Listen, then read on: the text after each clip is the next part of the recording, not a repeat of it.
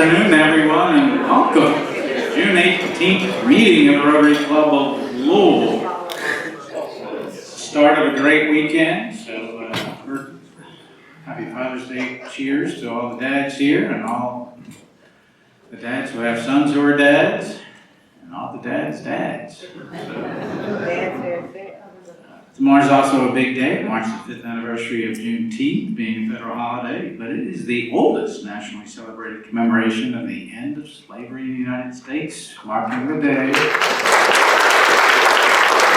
June 19, 1865, when federal troops arrived in Galveston, Texas. Major General Gordon Granger read the orders decreeing the end of slavery in Texas, freeing the last enslaved people in the United States 2 years after the Emancipation Proclamation.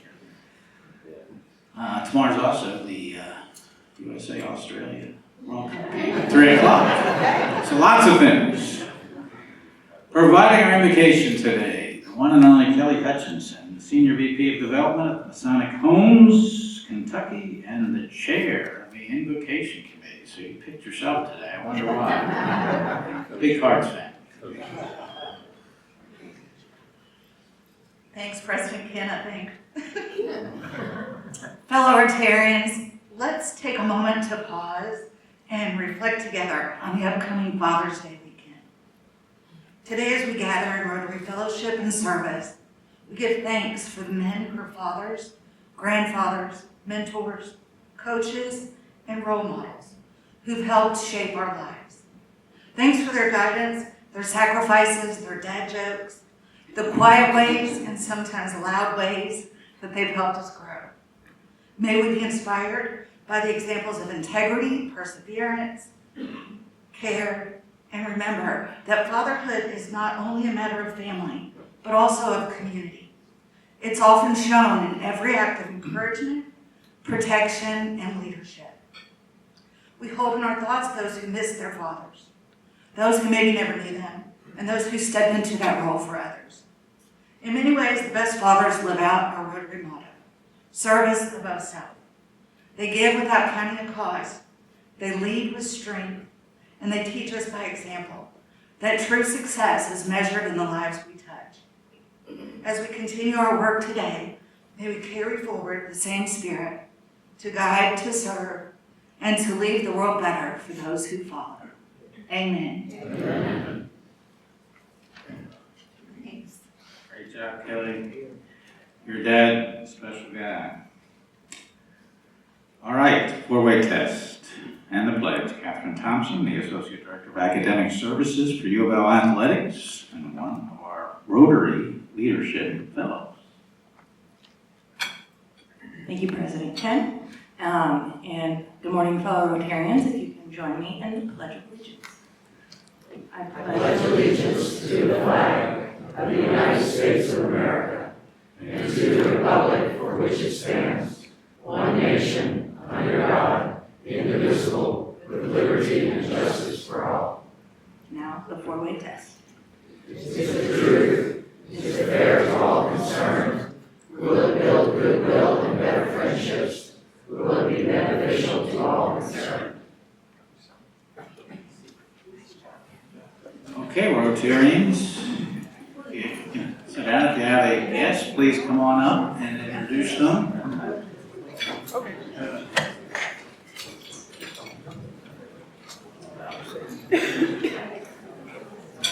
Rotarians, stand when you are announced. Good afternoon, President. Yes, Rotarian. I am Gina Johnson, and I have my guest Jamar Elliott here. He is an IRS coach with New Corrections.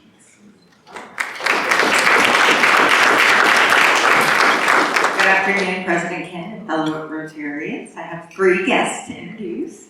Beth Durham with COSAIR for Kids Charities, and her daughter, Aubrey Denham, with the Kentucky Heart Association.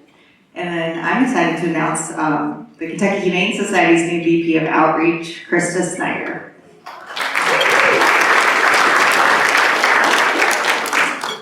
Hello, fellow Rotarians, President Ken. I have with me today Greg Phillips. Greg works at Mirzon, which is a cybersecurity technology firm. So welcome, Greg.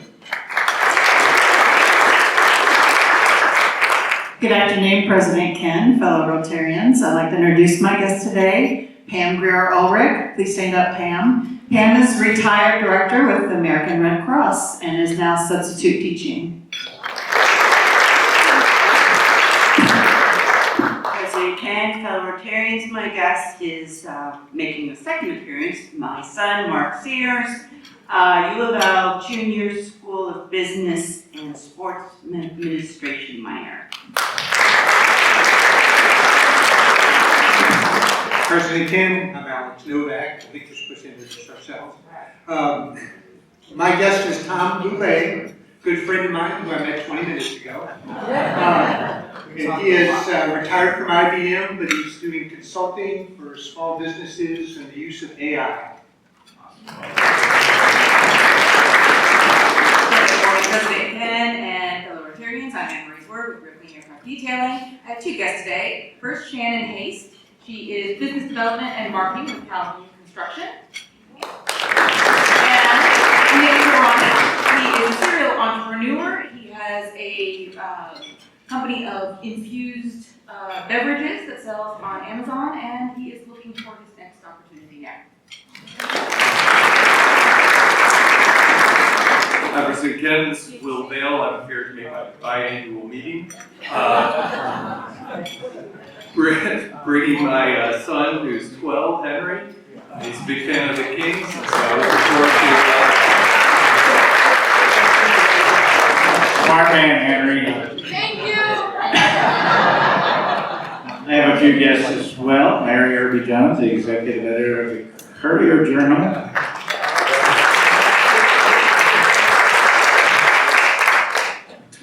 Tony Clem is the executive leadership coach at TLC Coaching, former CEO of Scapecchio.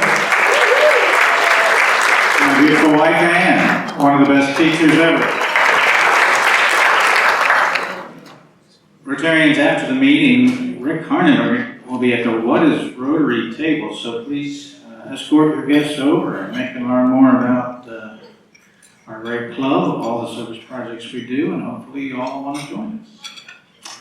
With only one more meeting during the Rotary year, we want to do a final push for our Every Rotarian Every Year campaign. We ask members to contribute $100 each Rotary year to both our local Rotary Fund and the International Rotary Fund. The local Rotary Fund is our club's 501c3 foundation, which provides financial support for our many service projects here in our community, as well as those we collaborate with other Rotarian clubs internationally.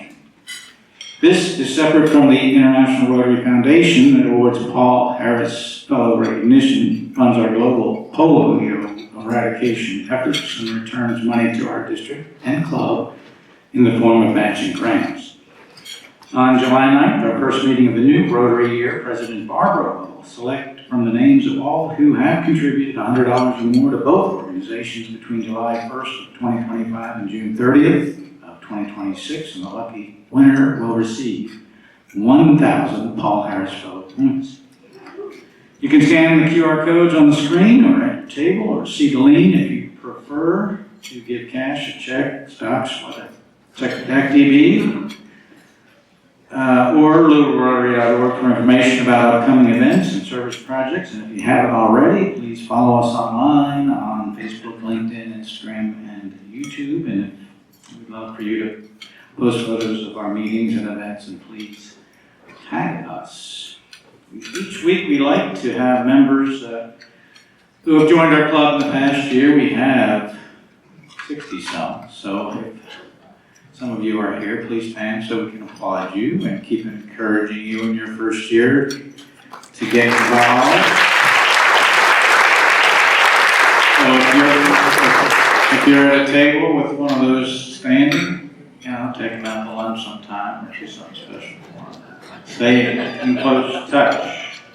We also like to bring up some veteran types who are pretty cool. Today we're going to hear from Julie Schmidt, Senior Director of External Affairs at KBT, Club Director of Paul Harris Fellow Plus One. That's one of the best darn presidents we've ever had.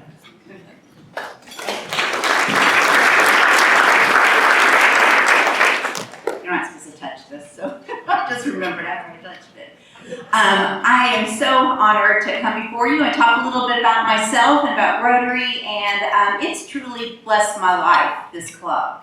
It's been almost 20 years ago that I joined. In November, it'll be 20 years, and Susan Cepeda, who's here today, was my sponsor. I've had the opportunity to really engage, and I want to encourage all the new members, and even those that have been a member for a while, pick a different committee maybe you haven't been involved with before.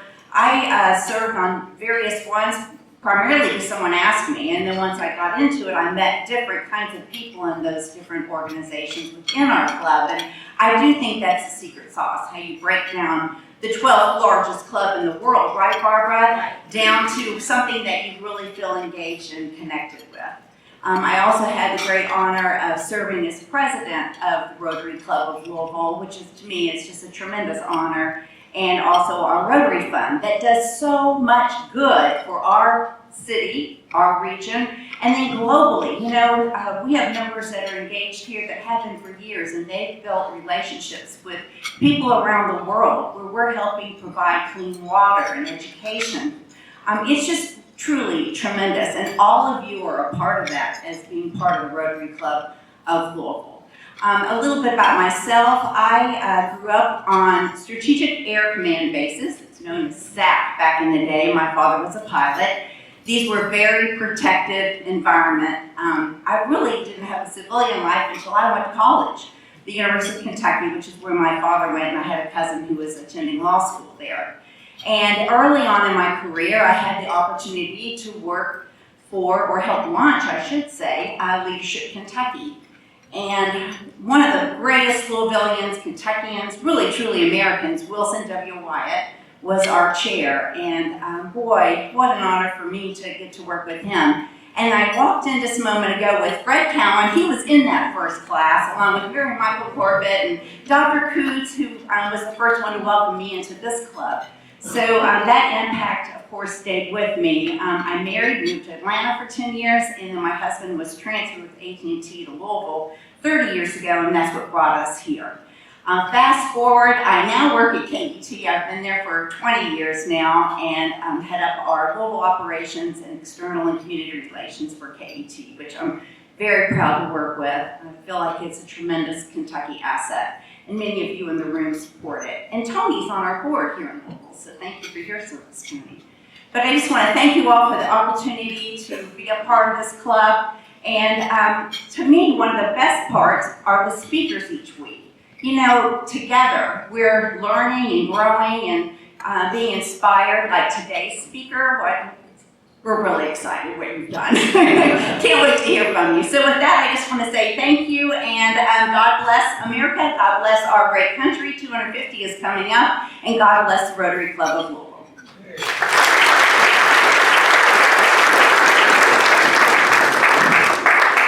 Thank you very much, Julie. We appreciate it. Well, Chris Redman rewrites record books, and he starts new ones, as he just did by leading the Global Kings to the United Football League Championship just on Saturday.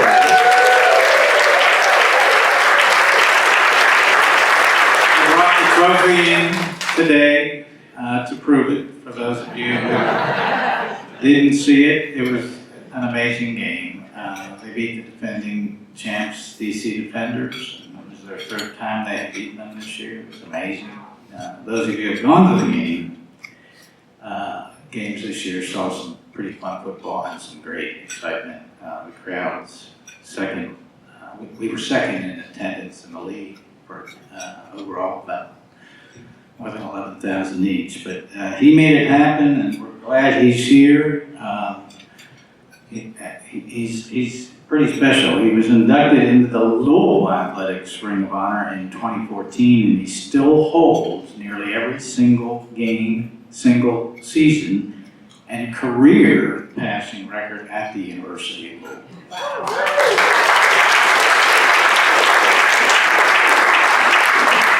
He broke his own single season record in passing attempts, completion, and yards by throwing 29 touchdown passes and averaging 404 yards per game, ranking 5th all time in Division I football, and he won the Johnny Unitas Golden Arm Award, presented each year to the nation's top senior quarterback, and named after another former Cards legend. He was the first quarterback in Division I history to complete more than 1,000 passes in his career and tied the all-time record with his third 3,000-yard season while winning Conference USA Offensive Player of the Year. At Louisville Male High School, Chris set national records with 67 touchdown passes in one season and 8 TD passes in a half, still records today. He also won a state championship in 1993 and was named All-State twice. He was drafted in the third round of the 2000 NFL Draft. He won a Super Bowl wing that year with the Baltimore Ravens. He played 7 seasons in the NFL with the Ravens, New England Patriots, Tennessee Titans, and Atlanta Falcons. And his dad is a Hall of Fame high school football coach. He won just 4 state titles at Bama. The two are a dynamic duo. I got the pleasure of having them do a TV show at Wave, and they were amazing. High school football show.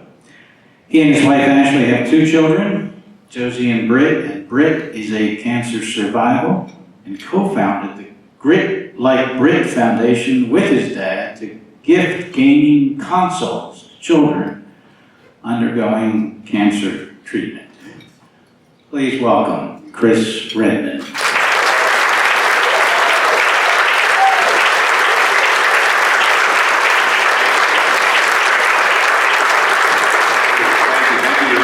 Rotary Club of Louisville, Ken, Barbara, for having me today. Happy Father's Day this weekend to all the fathers here. My father meant the world to me, and I know how special that is to have an incredible father to help you steer along this crazy life of mine.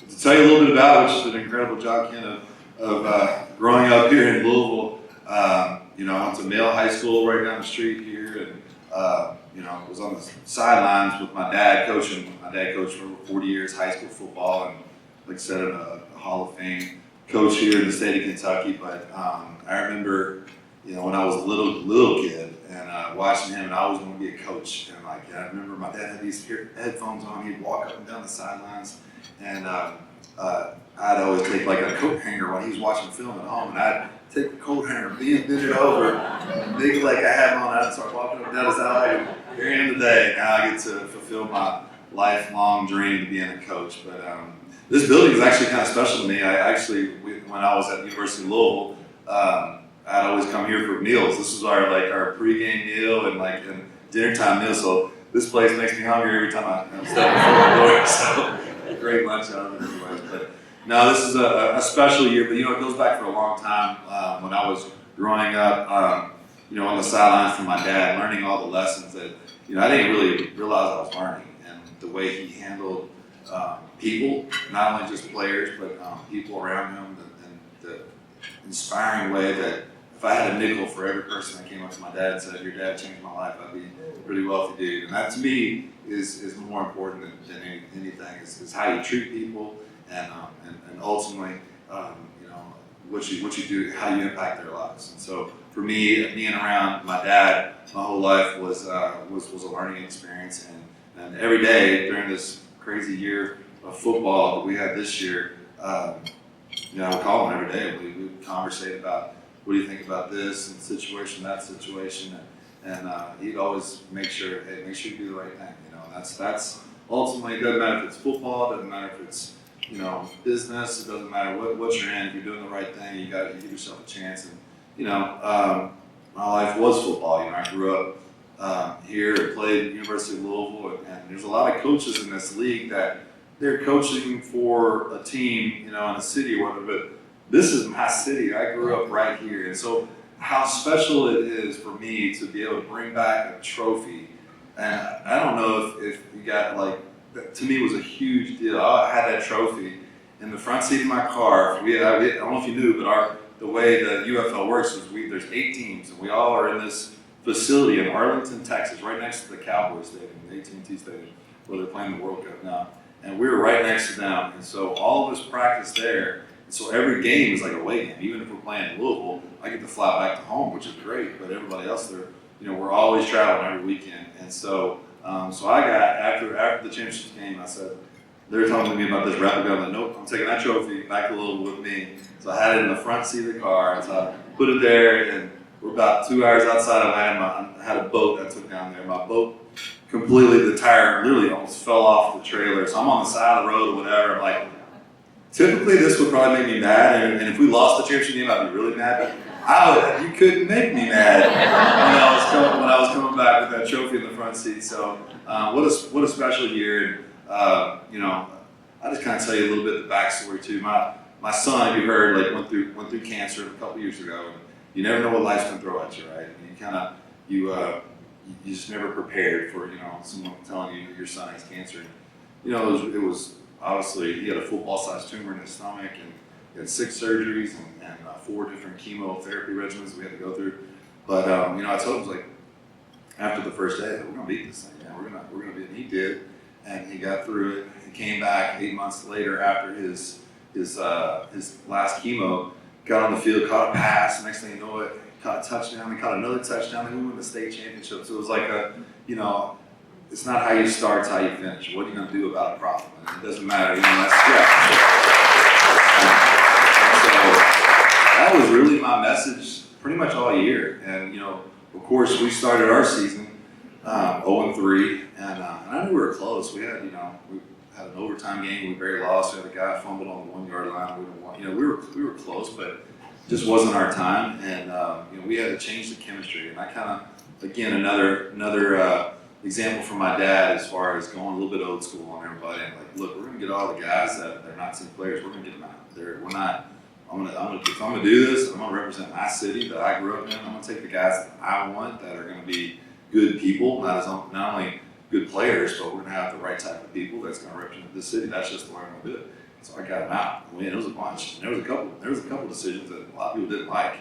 And I said, you know what, this is what we're gonna do. I'll be honest. It's either gonna be great or horrible. There's no in between. And so this was after a win. We were in Houston. My first head coaching professional win was against the Houston Gamblers in Houston. And we really should have lost. The kicker missed a field goal to win the game. We got in overtime, and we won in overtime. And I remember celebrating afterwards. Yeah, this is great. But I'm like, I had a gut feeling. Said, this is not how we're going to win a championship. And I said, this is the time, because we still have time left. We changed pretty much our whole offensive line, changed our quarterback, who was the first pick in the draft, was not the type of guy that I wanted to have to lead our team. And then we had a very popular running back in this state that we changed direction, which a lot of decisions had to be made at a crucial time in our season. So for me, that was the defining moment for our season, and our guys, the way they responded, because they knew, on the sidelines and practice, how these guys conducted it. They knew what I was looking for, and they liked it. They wanted that. And they said, Coach, we're behind you. Every decision you make, let's go. And they never wavered in one bit. And then, the rest is history. We came back and won just about every game leading up to the championship game. And, a couple decisions, too, during the season. We had the leading interception defensive back in the league at the time, missed 3 days of practice with it. And so got in some trouble, and I had a decision to make. We're going against at the time, one of the high-powered offensive Dallas team that had Austin Reed, who's a quarterback from Western Kentucky that can absolutely sling. They had amazing receivers. And I had to make a decision. I'm either going to, practice what I preach here and not let him play, or try to win the game with the best players I can. And that was a tough decision. I had to deep down, but we didn't let him play, and he stayed home. And that hopefully will be a defining moment in his life too. That you make a bad decision, you'll come practice, you don't get to play. So those are just examples of the style that I think my dad brought to me, that I kind of got a chance to help this team with. And I played football until I was 35 years old. I played 9 years in the NFL, not 7. So that was 2 years I was out. So I played football a long time, and so it was I kind of wanted to get away, honestly, from football. I was a little burnt out, and I wanted to come home. I remember when they told me in Atlanta, hey, this is we're going to go a different direction. And I was kind of like, I get to go see my kids. I was happy, it was like, it was a good moment. It wasn't a horrible moment. I wanted to play 10 years in the league, but I ended up getting back, but still very blessed to play a long time in football. But when I got away from the football, I had a chance to coach for the Jacksonville Jaguars, and I just didn't want to move my family all around the country, so I said I'm gonna stay home, chase business, and went back to school, got my MBA at the University of Miami actually, and through an executive program through the NFL. And so that was a good opportunity for me to learn about business and learn about different things. But I got back a little bit into coaching when my son started playing in high school, and I was an assistant coach. And I was the head coach for the JV team for Christian Academy. So that was my big coaching debut, and we went undefeated. And so that was a lot of fun. So I got a little bit of that competitive juice, and I didn't realize how much competitiveness that I need to get out. And I'm playing some golf tournaments and this and that, whatever. But man, being on the sidelines this year was one of the best things. And I brought back 5 other coaches that coached with me this year that actually played with me in the Super Bowl team in 2000. Tony Banks, the quarterback, and he was one of my really good friends. He was on the offense side of the ball. The defense side of the ball, we had Jamie Sharper, Chris McAllister, Brad Jackson, and then there was one more. And then we had Matt Stover came back and helped a bunch too. So we had a lot of guys from that Super Bowl team in 2000, which was really cool too. It's like we got a chance to really reconnecting, and we picked up right where we left off as far as being on the field and enjoying each other's company, but knowing how to compete, knowing how to win, knowing what it takes. And our defense didn't want to be good; they want to dominate. And that was a great example this year. And there's a lot of similarities from the Super Bowl team in 2000 I played on to the team that we won the UFL this year with. And so it was just an amazing year that I'll never forget. And like kind of going back to learning a lot of things from my dad, a lot of things from my son went through, and just really showed up. And even in the final game, we played horrible in the first half. We played awful in the United. We were down by 9 points, which and 9 points is only one. It's only one possession game because you can go, instead of just going for one after you score, you can go for 2 or 3. So 9 points, you're still in the game. So we had a long halftime because 50 Cent was doing the halftime show, and that was a big deal. Everybody's peeking out looking for 50 Cent. But I had plenty of time at halftime, just like, fellas, like, this is how our season has gone, and like it's not how we start, it's how you finish. We're one position away. Let's don't. I think when your players play for you long enough, and my mentality is pretty low key but confident, but at the same time, don't let the emotions take over. You have to be able to control your emotions in big times like that, and we did. I think that's accumulation of a lot of different things, from getting the right chemistry for the football team, the culture of the football team, and we're going to go out. And second half, we got the ball back, and we get a field goal and another field. We're just kind of chipping our way back at it, and sure enough, we finished with a couple of interceptions in the second half, and really finished strong like we finished the year. So to me, it was an amazing season. Again, to be able to bring a trophy back to the city of Louisville in a championship, which the city hasn't really had a championship in a while. It's been since 2013. Louisville was, and then they took that away from us. And then so we had some soccer teams that won some championships, but it's been a while. So for me, I take a lot of pride in my city and what we've accomplished. It's been amazing, but couldn't have done it without a lot of help. It wasn't all me. It was like I said, it's a lot of great coaches, great players, great attitude, administration. We got an owner, Mike Rapoli, who he sold body armor and vitamin water. He's a $12 billion guy. He's got incredible visions for this league. So this league's not going, especially Louisville. Louisville's the model of the UFL right now, as far as the type of people and the community, and that's just a lot of incredible supporters, like some of you people in this room that really got behind that team. And I didn't realize, I knew it was a pretty big deal, and I got back. It's been amazing how much support I've had. So thank you from the bottom of my heart for all the support, everything that if you came to the game. If you didn't come to the game, I bet you come to one next year, because it's an amazing, it's just an amazing night. We want to have a good family atmosphere where that the fans can come and really enjoy the team, watch really good football. This is not, these are not minor league football. These guys have all had a cup of coffee in the NFL and played some time, and it's really entertaining. We had only one game. We played St. Louis in the Derby, which I was very disappointed. We had some injuries. We did play pretty good in that game. Other than that, all the games were very, very exciting. And hopefully we'll continue to have that brand of football in this city. And just like I said, I can't thank you guys enough for having me here today and listening to me. And if you guys want to take a picture with the trophy or something like that, you're more welcome to. It's heavy. Don't drop it on your foot or you're going to the hospital. So it's very, very heavy. And then just wanted to open up some questions. Anybody have any questions about the team or the league or anything else? Please feel free to ask a question. I'm happy to answer it. But thanks again for having me on.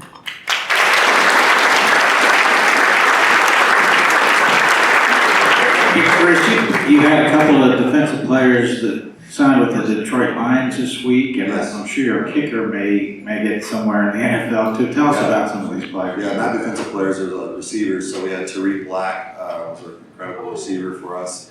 He signed with the Detroit Lions. Also, Lucky Jackson, another receiver for us, signed with the Detroit Lions. And so, and then Tanner Brown, our kicker, we mentioned, he just signed with the Saints. So, and then we have another one, actually, Ian Wheeler, our running back, signed with the Bills. And we're just getting started. So, so it's gonna be cool, I think, for our city to follow these guys now. Like, remember Ian? Like, he was that real fast running back that scored the MVP or whatever, and he went to the Bills, and he's going to fight to make that team like he made this team and everything else. So it'll be a really exciting experience for our town to have a little bit. There's Cam Gill will he's a defensive player that's going to get a lot of looks here. He has Philadelphia is probably going to sign him and some other defensive players. So we have an amazing group of guys, and we're just going to reload. That's all you can do, right? Is bring in more guys. So excited about that. Another question. Coach, thanks for coming today. Craig Mooney, I'm the club treasurer. First question, when you're driving back with that trophy, did you have it in the seatbelt? Actually, I did. I had it really down there. I took a picture of it, and everybody's like, what are you doing? I'm like, I'm not going to take a picture with a seatbelt on, right? It's a trophy. And so, so I got a lot of flack for that, but I was just happy every once in a while I kind of pet it, Just make sure it's still there, So it was good. So, if I heard you correctly, all the teams were in Dallas in the facility next to where the Cowboys play. Sure. What was the rationale behind that? And I'm sure that there was a lot of thought put into why all the teams would be in one location. Every game is like a road game. Sure. What could you just explain Those are that? all just economical, situation where, it makes more sense to have all the team in one building as opposed to, so we all have, the same trainers, equipment, it's all in one building as opposed to everybody having eventually we'd like to get to it, but I think the league lost $60 million this year, the next year it's going to lose $30 million, then it breaks even, and then it's going to be fun. Then they're going to really start pumping in even more stuff. So the best thing was the television was amazing this year. Louisville had a couple of the largest, almost 2 million viewers for our games for the last United Bowl, and then the game against Dallas was a big one, and the game against St. Louis was a big one. So once you get over 1 million views for which we beat hockey, we're in front of hockey, we're in front of NBA, other than the playoffs, we're in front of all the NBA, and then we're in front of golf, which was the viewership is pretty amazing where it's going. So that's where obviously the big money's at, and so that's going to continue to get popular. And I think like the cool rule change, like having a 4-point field goal, and those kind of, and having different ways to score points after you score. Those are all things that I'm sure the NFL is kind of like thinking, that's pretty neat. People like this, and they have a lot of on the sidelines. There's a lot of they have cameras right in our faces all the time, which is kind of a pain in the butt. But the fans love it, and they love seeing the interaction of the how the coach talks, and there's a lot of times they're bleeping out words, and so but people love the passion that comes along with that. And so I think that's something that will continue, and you have to be a little unique when you're trying to compete, obviously, with something as large as the NFL.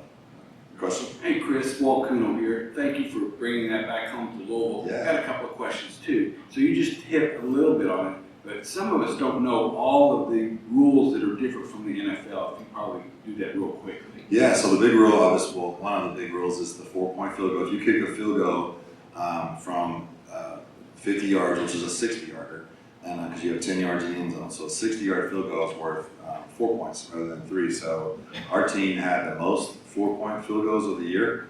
Tanner Brown, who's now at the Saints, and so it just makes it for an exciting game. There was a 4-point field goal in the championship game, which was huge, and then Tanner hit a 63-yarder was his longest, which there's only been seven kicks longer than 63 yards ever in the NFL, and so we're getting close to history. These guys are warming up like kicking 70 yarders. I'm just like, it's amazing. It's amazing how good these guys are. Other rule changes: it's 1 foot like college, as opposed to professional football, 2 feet, and there's some other rules on the special teams where you get the ball on the 40-yard line. So it's all geared towards offense. They want to score points, which I love. I'm a quarterback, so that's perfect for me. And but yeah, I'm real excited for new rules and more things down the pipeline. And so Michael Polly is really innovative. He's always asking us, hey, what can we do better?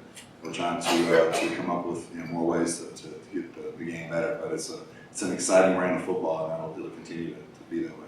So there's no punting, is that true? Yeah, so when you cross the 50-yard line, you're not allowed to punt, which that's kind of an area too where most people don't punt anyways. It's you kind of go for it. So, but you can't punt when you're before you get to the 50. You can elect to punt, but we were trying to keep that punter off the field and try to get points, that are very important when you're on the field in this league. And so I think that's just fun. It's fun to watch, and it's interesting how people, at first they're kind of like, this UFL, is this like, and they come to the game, especially in the Lynn. There's not a bad seat in that whole place. Like you're right on top of the guys and everything. You can kind of feel the guys hitting each other, and so it was a perfect place to watch a football game. And like I said, if you haven't been, I encourage you to go next year because it's an amazing event. And Michael Polly owns Renegade too, the Derby horse. And He does, yeah. Yeah, he owns about 300 horses. Like he's got a lot of problems with money's not one. So I think I know where your love of football and your dad's love of football came from, because I've been working with the Cabbage Patch Southern House since 1988, and they have a mural up there of Happy on a flatbed truck. Could you imagine today taking kids to a football game dressed out in a flatbed truck? Yeah. Did your grandfather tell you any funny or cool stories about the Cabbage Patch? He did. Well, he helped found the Cabbage Patch Southern House downtown Louisville, and bringing people together. I think that was what he was special, and his gift was, and he was a good coach, but more of a good leader than anything, and that's something that hopefully that the Redman name will continue to carry on, and I just really miss him for sure. He's been so proud. Chris, we didn't plan this, but I was following Walt, so I'm Corey Miller. I'm the director of the Cabbage Patch, and next Tracy Holiday, the previous director of the Cabbage Patch. You're surrounded by a happy road. Hey, what's up, brother? Yeah, but he is in our Hall of Fame at the Cabbage Patch, sure. so he lives on for sure, and I look forward to hearing more about that. So for your father, just as we get over to Father's Day, so what's advice that classic advice that he has given you that you really remember? Yeah, mostly trusting your gut, and these guys they're gonna cater how you are, how you want the team to be, and how you act. That's how a team will kind of take on your personality, and I like that. Like we didn't get rattled in the big games, and obviously it showed this year, and like a lot of teams, they do get rattled, and when things go bad, it's this guy's fault. That's it's a lot of finger pointing, and we didn't. Those guys were out as soon as we found any type of attitude like that. So my dad brought that to the table, and he makes you very accountable for your responsibility. And it's not all about yelling. I don't think you do a lot of coaching when you're yelling. It's more about coaching. So I'm a positive motivator. In my mind, I'd rather build you up. Now, if you drop, I always tell, especially quarterbacks, if a guy drops a ball, you're not gonna get mad at him for that. Now, if he runs the wrong route, it's a different story. You need to let him know you're running the wrong route. So there's there's different traits that you can I think I've got from my dad over the years that you make big stuff that's big stuff and little stuff. You know, I kind of just move on from it and not make it a big deal, because at some point there will be a big deal. And if they're used to it, it's just kind of like raising a kid, right? If you yell on for everything, they're not gonna listen to you, you know, when things really bad happen. So that's kind of my mentality, and very positive, especially like I said, after my son, went through all that, and he's now started a foundation. He's an ambassador for the V Foundation now. And so we're going to be doing golf tournaments, and we raise money for kids. He gave out $18,000 worth of scholarships so far this year. One was at a game this year for a high school kid that incredible player that went through some tough times as well. And so to me, that kind of stuff is way more important than just the X's and O's and all that. So it's been a really good example. One other quick question: so for the players that you have, how long do you plan? I mean, how is it created? To how long do you expect to keep these players? And are you trying to help them, kind of have an opportunity to go at a higher level? Yeah, no, that's exactly what's happening now. Is they have a chance to play on national TV, and we try to give them a pro style offense where they can showcase their skills and go out there and give it their best to get to the national pool tour. We already have 4 guys right now off of our team do that. So typically it's about 10% of the players in the UFL make it back to a NFL team. Whether they make the team or not, that's a lot of practice squad players. Practice squad player in the NFL makes $400,000 a year, which is more than probably a lot of doctors in the city make. So it's a great opportunity for a great start in life. So giving them that opportunity to try to get back to the NFL, this is a great vehicle to do that. Hey Coach, Rachel Allen here. I'm a big Cards and Kings fan, so thank you so much for being here. We've been hearing some rumblings, and I think the mayor kind of dropped a teaser too, but is there any exclusive news you can tell us about a potential parade for the team? Well, I want to do a ticker tape parade. I'm like, I want this to be huge.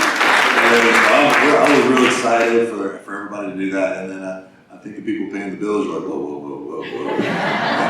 And, but we are going to do a celebration. It'll be hopefully sooner than later. It was supposed to be today actually, and then they postponed it because they want to do something really big. So when Mike Rapoli does something, it's going to be really good. So I hope we get a chance to really celebrate this and bring some players back. But now, guys, there's a lot of moving parts when it comes to getting people to the city of Louisville. But we're going to definitely make that happen, and I'm excited to get these guys back together, and we're going to have to get sized up for some rings real soon too. Coach, I'm Fred Cowan, and thank you so much for your presentation. And congratulations on your kicker going to New Orleans. I'm a big Saints fan. My daughter and I go down there every year for a game. Very good. But my question relates to that to some degree. The more success you have, it seems to me, the more likely are you going to have your players taken away from you and go on to the NFL. Yeah. So my question is, how do you negotiate that? And on a long-term basis, how do you sustain excellence and competitive advantage just in your position? Well, I'm for the players, so I'm a players coach, and so I'm going to do whatever best for that kid to get into an NFL team. So that's by far my first priority, is getting those kids back an opportunity to play in the NFL. But we'll just go. There's a lot of kids that want to play. I want to get as much local talent as I can. If I to bring to the table. But we obviously people like to win, and so we're going to get the best players. And there's a lot of people to choose from, and a lot of situations and stuff. But it's going to be a lot of turnover and a lot of moving parts and stuff. But I want those kids, if they have a chance to go make it back in the NFL, I'm not going to take that away from them. Our goal is that's our selling point too. Is for this league is come for the King, come play for the Kings. You're going to have a chance to get, and that's how we get those good players. So we're gonna. The better we do, the more guys will want to come to the Kings, and if anybody in this room wants to help out too with sponsorships and NIL things, we'd love to discuss that as well. Hi, Coach Antonell. I'm curious, first, if you haven't been to a game, please go to a game. They're so much fun.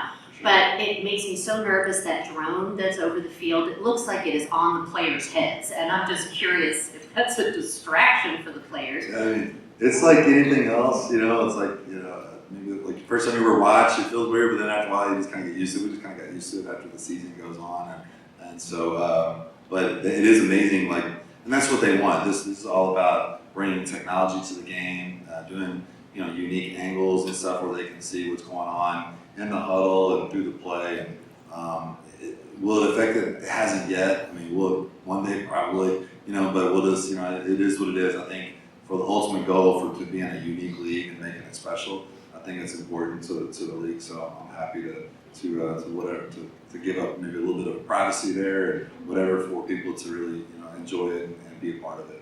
So I'm just curious on recruiting folks. I'm sure you all can't pay like the NFL. I'm just curious, I mean, are these, because I'm presuming they're folks from all over the country, what draws them and how can they afford to be in this league? I'm just kind of curious. I think the players make about $6,600 a week. So, and it's every player makes the same thing. There's nobody gets extra deals unless they do an NIL deal.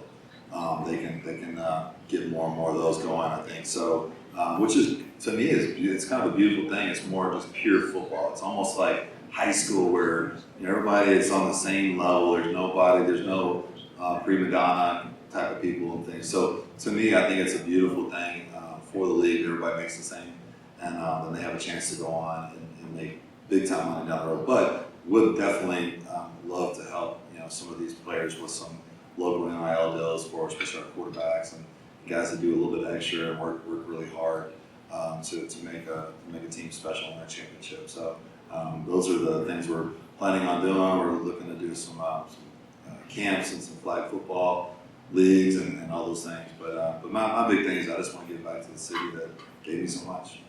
Yeah. Thank you guys for having me.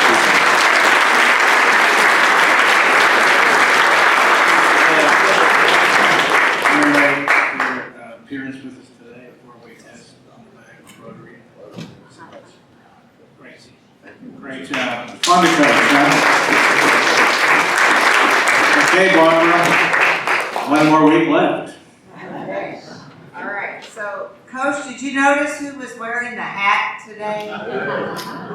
Pull it Okay. down, Barbara. Pull What? it down. You can touch this mic. Pull it Well, down. I'm the one that tells everybody every week, don't touch the microphone. We've got a new stand, so you can pull it down. Oh, did everybody hear that? We have a new microphone stand. Everybody go, ooh, ah. Okay, yes, we can try.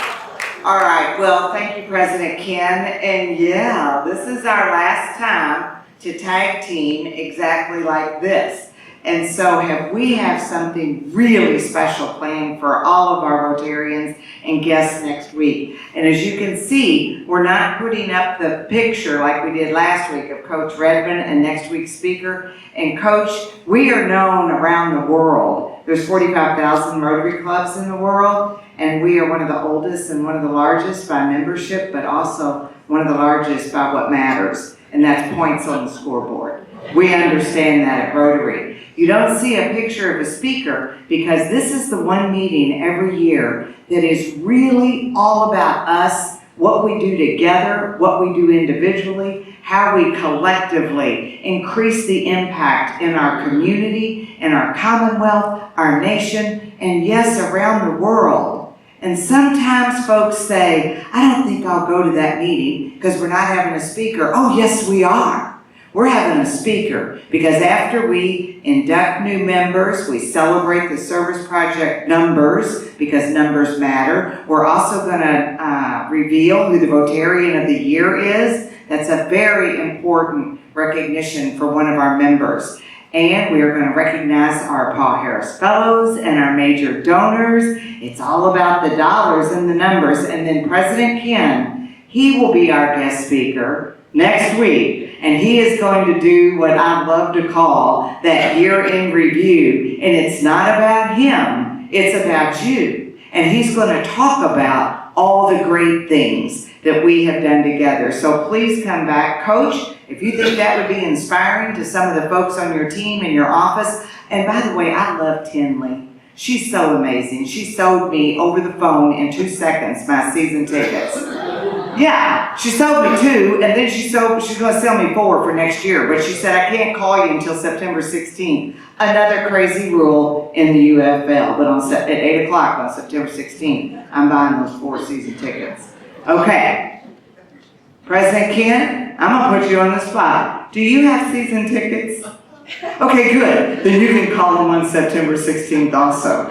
All right. So with that, fellow Rotarians, next week is our club leadership transition and recognitions. And we hope that you will use the QR code and register. Bring guests. It's one of the best meetings to bring guests because it tells them in one 60-minute window who we are, what we do, how we feel and think, and how we leave the world a much better place, all because of Rotary. Thank you, President Ken, it's all yours.